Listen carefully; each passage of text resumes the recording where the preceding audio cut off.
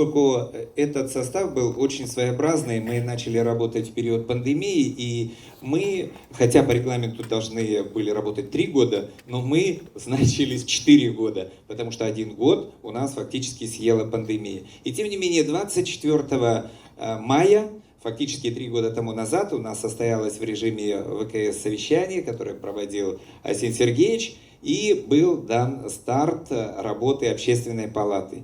Первое время мы действительно работали в режиме дистанта, но и потом постепенно фактически мы вышли уже на запланированные свои, скажем так, стали на обычные рельсы. Ну и фактически с 2021 года, вы это хорошо помните, мы, Общественная палата, сразу включились в новое для нас дело, это подготовку общественных наблюдателей, поскольку в единый день голосования состоялись выборы депутатов Государственной Думы, и перед нами стояла, перед Общественной палатой, стояла задача подготовить общественных наблюдателей для каждого избирательного участка Республики Саха-Якутия. А таковых у нас очень много, подготовленных кадров не было, и поэтому мы сами здесь, в этом зале, прошли обучение, подготовку преподавателей по подготовке общественных наблюдателей. И потом сами в течение фактически оставшегося времени выезжали по улусам в режиме онлайна, кроме того,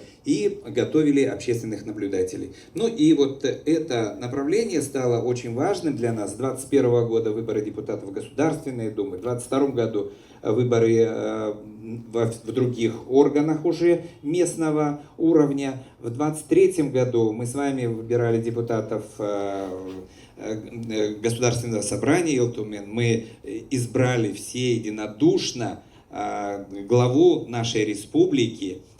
Вот. Кроме того, 9 глав районов мы избирали, и еще и различного уровня выборы прошли. Ну и в 2024 году этим же составом и преподавателей, и большей частью наблюдателей, которых мы начали готовить с 2021 года, мы смогли тоже очень организованно провести выборы президента Российской Федерации.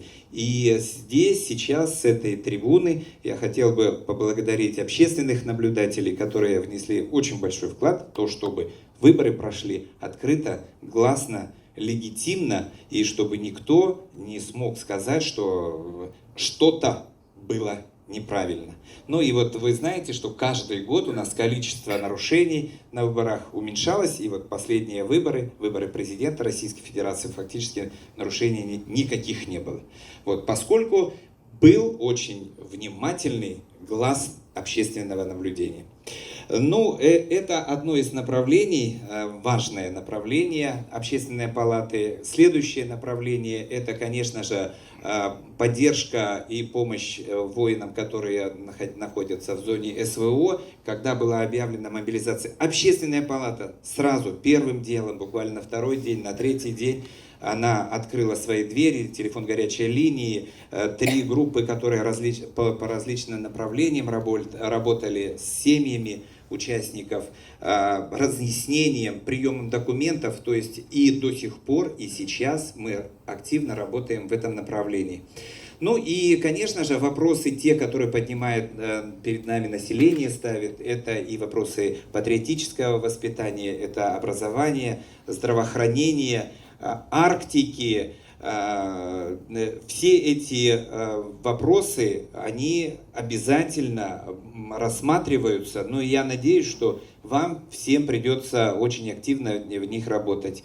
И вот то, что этот год объявлен годом семьи, детства, вопросы демографии, это тоже на сегодняшний момент тоже очень-очень важный вопрос.